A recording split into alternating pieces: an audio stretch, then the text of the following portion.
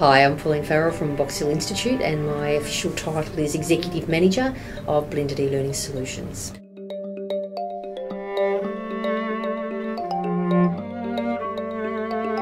GPS Learning Pathways is effectively a student induction orientation program.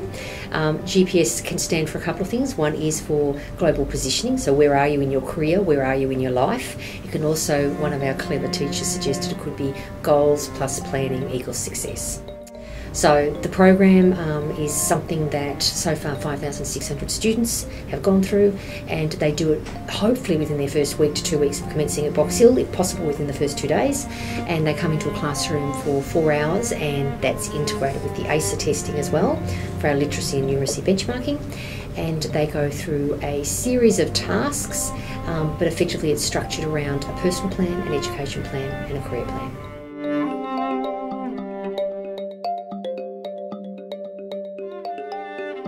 Well, Julianne was very clever and actually came up with the idea of integrating some of the key assessment tasks into Mahara ePortfolios, and it was very quickly included within the GPS Learning Pathways program. It was part of our strategic vision of introducing both, but we wanted to make sure that we had the opportunity to introduce the students to both of those systems on the first day.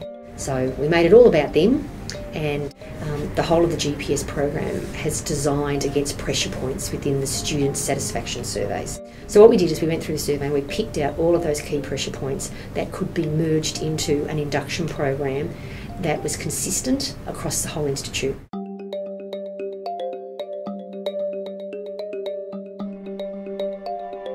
First of all, BELS stands for Blended eLearning Solutions. So part of our primary role is to come up with solutions on an institute scale for creating change.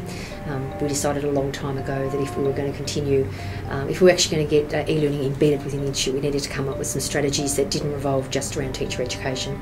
We wanted something that would be more organic and that would be a lifelong learning, and the Mahara ePortfolios was the perfect one. The unit of competence we selected was literally around learning pathways or learning plans and ePortfolios.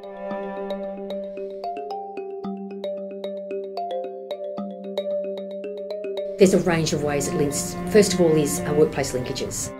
So one of the things we needed to see was a greater connection between the classroom and the workplace, and also the teacher, the organisation and the employer. And so ePortfolios had a beautiful synergy around being able to create that. The second one was around lifelong learning, and it was around getting our students to understand that we don't want them just for their first course. We want them to come back to Box Hill time and time and time again. The third area that it worked within our strategic vision was very much around learner pathways. So ePortfolios gave a unique opportunity for us.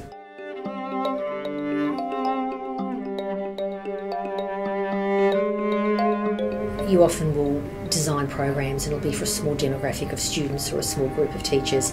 Often it doesn't embed, and it often doesn't always grow legs, or you always hope you'll drop a pebble in the water and the ripples will go out. It doesn't. History would show it doesn't always work. So the most successful projects we've had is where we've actually made it an institute initiative, and we've been able to roll it out across the whole institute, so it then becomes part of the vision of the institute.